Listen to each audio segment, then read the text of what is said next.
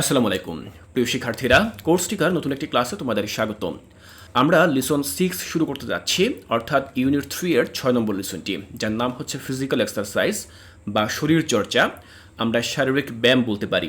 তো এই যে লেসন 6 রয়েছে, এখানে যে অ্যাক্টিভিটিগুলো থাকবে বা কাজগুলো থাকবে, প্রতিটি কাজে আমি তোমাদেরকে খুব সহজভাবে বুঝে দেওয়ার চেষ্টা করব।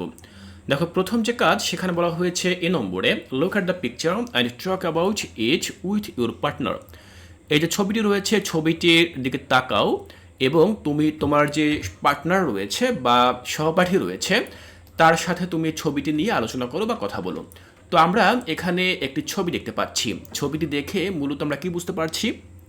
আমরা দেখতে পাচ্ছি যে একটি ছেলে সে শারীরিক ব্যায়াম করছে। তার ডান হাত দিয়ে সে পায়ের যে আঙুল রয়েছে সেই আঙুল ছোঁয়ার চেষ্টা করছে এবং এভাবে মূলত বিভিন্ন অঙ্গভঙ্গি করে সে ব্যায়াম করার চেষ্টা করছে বা এক্সারসাইজ করার চেষ্টা করছে। এটি মূলত আমরা এই ছবিটি দেখে বুঝতে পারছি।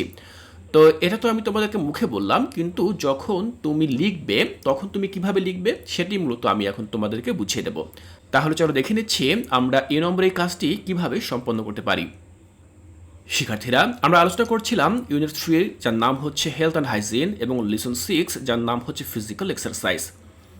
তো এই হচ্ছে আমাদের সেই ছবিটি। আমরা আমাদের পার্টনারের সাথে যেরকমটি আলোচনা করতে পারি এবং আলোচনা শেষে যেই বিষয়বস্তুতে আমরা আসতে পারি সেটি হচ্ছে কি, দেখো আমি লিখেছি, this picture shows a boy doing an exercise or stretching activity.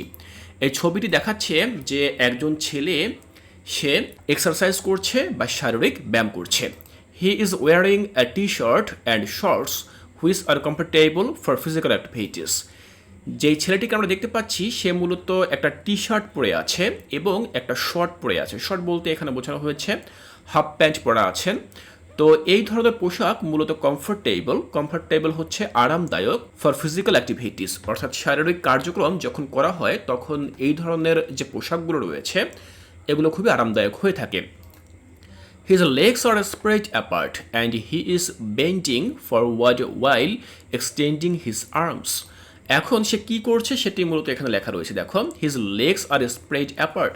তার যে পা রয়েছে, দুটি পা, সেই দুটি পা স্প্রেড করা রয়েছে বা ছড়ানো রয়েছে। আমরা দেখতে পাচ্ছি যে তার দুইটি পা একটি থেকে আরেকটির দূরত্ব বেশ লম্বা আলাদাভাবে। And he is bending forward while extending his arms, এবং সে সামনের দিকে ঝুঁকে রয়েছে। দেখো, বেন্ডিং মানে হচ্ছে ঝুঁকে থাকা, তো সে সামনের দিকে ঝুঁকে রয়েছে ওয়াইল এক্সটেন্ডিং হিজ আর্মস।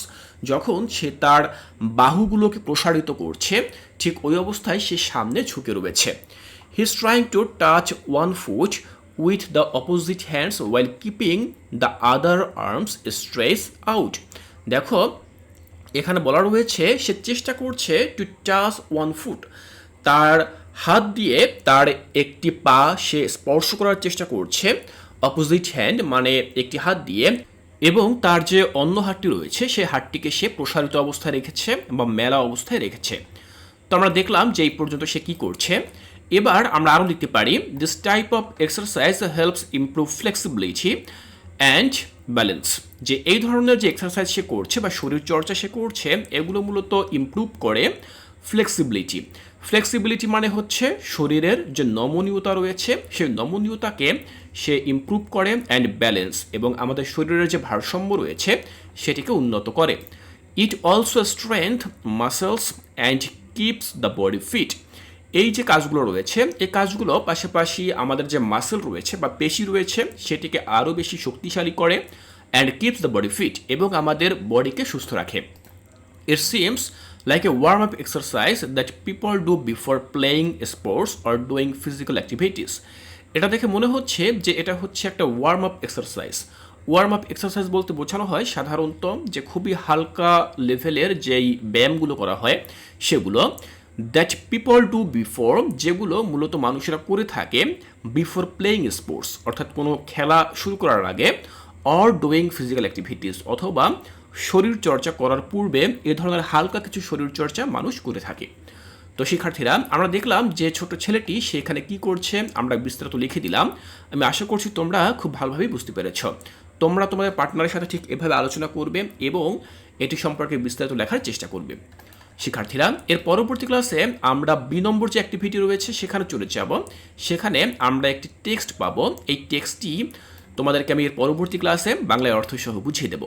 এর পাশাপাশি এই টেক্সটে দেখো কিছু কোশ্চেন রয়েছে। এই টেক্সট থেকে 1 2 3 4 5 এই 5টি প্রশ্নের উত্তর তোমরা কিভাবে লিখবে তাও আমি এর পরবর্তী ক্লাসে তোমাদেরকে বুঝিয়ে দেব। তাই শিক্ষার্থীরা কোর্সটিকায় এর পরবর্তী ক্লাসগুলো দেখার আমন্ত্রণ জানিয়ে আজকের এই ক্লাসটি এখানেই শেষ করছি।